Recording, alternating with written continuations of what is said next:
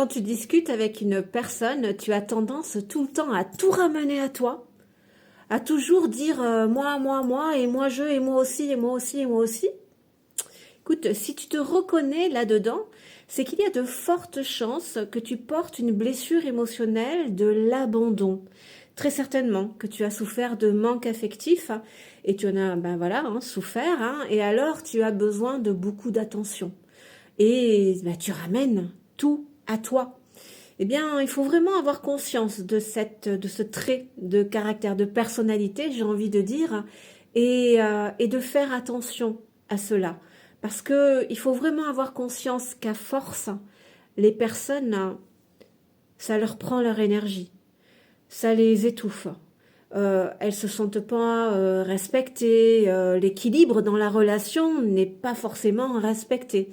Et pour le coup, à moyen, long terme, parfois même court terme, si la personne en face est consciente, eh bien, tu vas attirer ta plus grande peur, l'abandon, entre guillemets. La personne, elle ne donnera pas suite à la relation, quelle qu'elle soit, amicale, sentimentale. Donc c'est très important, effectivement, si tu te reconnais là-dedans, de prendre conscience de ta blessure émotionnelle. Encore une fois, tu as manqué d'attention. Finalement, on a là, dans ces situations, toujours la posture de l'enfant. Enfant, et ce n'est pas une critique, c'est tout à fait naturel, on est complètement égocentrique. Enfant, on est le centre du monde. On n'a pas conscience qu'un monde existe en dehors des murs de la maison, même dans la pièce à côté. Tu vois, quand tu es vraiment enfant, petit, voilà, tout tourne autour de nous. On est le centre du monde. Et c'est pour ça que quand on est dans cette blessure émotionnelle, quand on arrive dans le monde d'adulte, même si on est un adulte, émotionnellement, on est toujours l'enfant, égocentrique, le centre du monde. Donc, on ramène tout à soi. Moi je, moi aussi, moi, et du coup on laisse pas la place aux autres et on les vide vraiment de leur oxygène et de leur énergie. Donc ça, faut faire très attention parce que c'est un trait de caractère, un trait de caractère, c'est une caractéristique vraiment de la blessure d'abandon. Donc si tu et de la dépendance affective. Donc si tu veux t'en libérer, c'est très important déjà d'en avoir conscience et d'arrêter ces processus-là parce que, encore une fois, c'est la blessure qui t'oblige à ça. Donc, tant que tu te mets en mouvement par rapport à ça, tu valides et tu renforces ta blessure émotionnelle. Donc, comment se libérer de ça?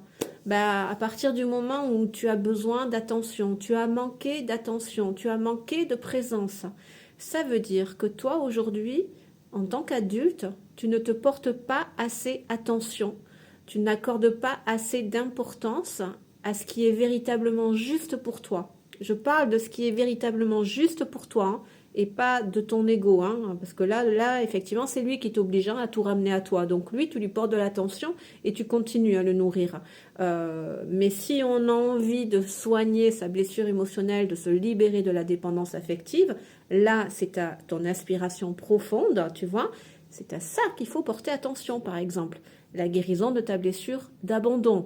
Va voir sur mon compte, en bas, tu vas voir mon prénom, Marie, tu cliques dessus, tu vas tomber sur mon compte et tu verras sous ma bio, il y a des rubriques, donc tu peux les faire glisser. Et la deuxième, c'est blessure émotionnelle. Et là, tu trouveras des vidéos qui te parlent de comment soigner sa blessure d'abandon, comment se libérer de la dépendance affective, comment on fait pour s'aimer, comment restaurer sa sécurité affective. Tout ça, c'est super important. Mais encore une fois, tu as besoin d'attention. Ça veut dire que tu n'apportes pas assez d'attention à ce qui est vraiment important pour toi. Par exemple, alors j'emploie souvent cet exemple, mais parce qu'il est tellement criant. Voilà, si on te demande quelque chose et que tu n'as pas envie de le faire, est-ce que tu sais porter de l'attention à cette part en toi qui te dit non?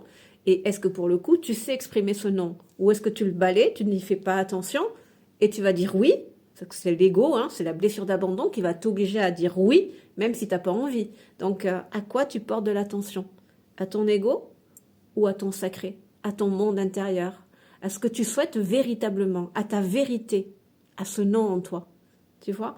Notre exemple, je ne sais pas, tu as envie de prendre des cours de piano? Là, peu importe. Est-ce que tu sais porter ton attention là-dessus? Et alors prendre ton téléphone pour appeler un prof et prendre des cours. Ou est-ce que, ben non, tu vas balayer ça, tu vas te mettre de côté, tu ne vas pas faire attention à cette part de toi, donc tu vas l'abandonner.